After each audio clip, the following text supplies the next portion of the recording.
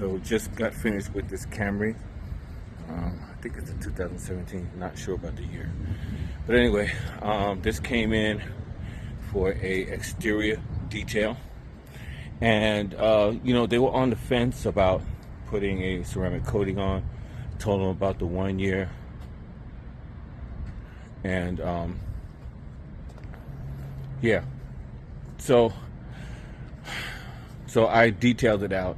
It's for a audio company. They do tint and audio. We have a little relationship, so I decided to put some ceramic coating on it anyway. I put a 1 year on it with my boy from Canada, the Graphene. Man, this stuff is my first time using it. Stuff is fire. It's fire. So yeah, did a light enhancement polish on it. Yeah, and this is the results.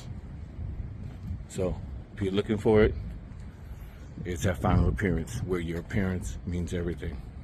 This is Claude Harris, owner, operator, Final Appearance, Detailing and Protection.